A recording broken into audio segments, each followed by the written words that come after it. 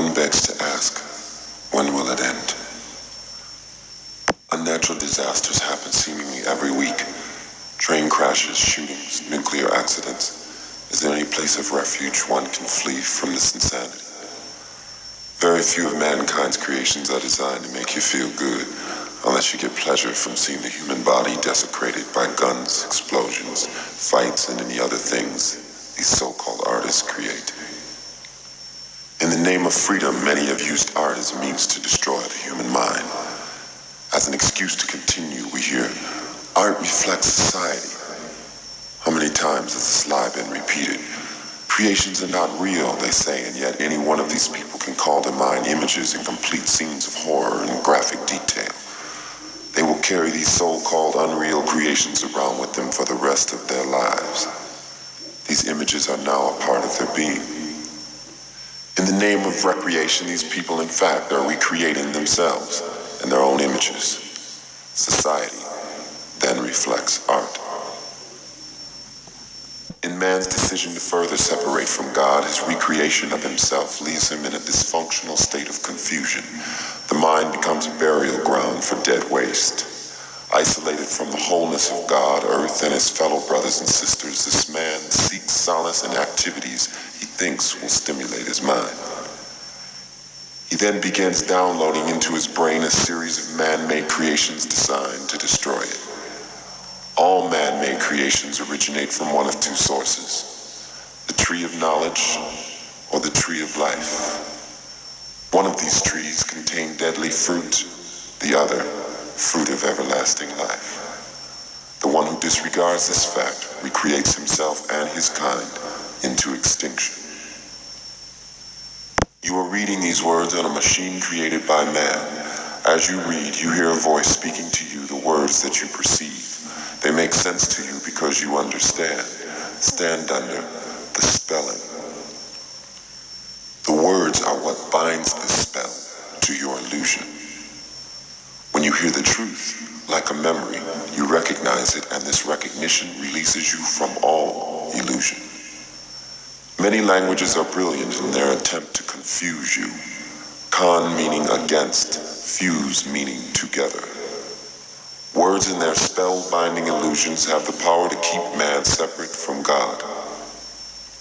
You were born in an all-knowing state of mind.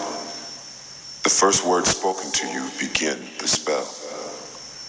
The words come from one of two sources: the tree of knowledge or the tree of life. In ignorance or simply lack of respect for God, many use words that confuse the minds of humans and turn them into projections of their own illusions. Because of this fact, many people grow up and blindly assume their pre-selected role under a dictatorship without even being aware of it. When asked what they are doing here on earth, most will answer with statements that do not reflect their natural God-given desires. This creates a pyramid-like structure with the dictator on top and each level under it knowing less and less. Upon reaching the bottom level, which is where the majority is, you will find chaos, disorder, and illusion. With ill as its prefix, illusion is a state of insanity. In the name of democracy, supreme power is vested unto the people in this insane state instead of God. A future recreated to be ruled by man is one of isolation and despair. Returning the leadership back into God will allow mankind to achieve its original collective goal, which is union with God. Ideas contrary to this goal should not be blamed or persecuted, just simply ignored. They originated when man first chose to ignore God's rule. Simply put, in the beginning, the human was made perfect in God's image. They had no need for knowledge. They were also given freedom of choice. The tree of knowledge and the tree of life are reflections of this freedom.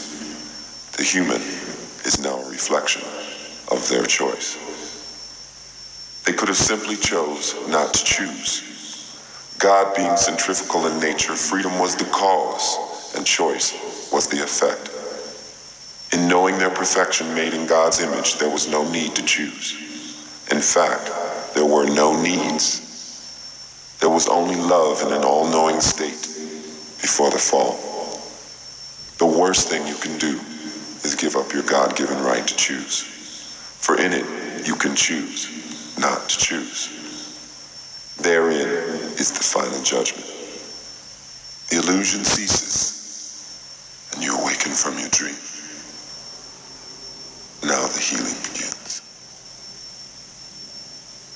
With an all-knowing mind made in God's image, you can create as your creator, God intended.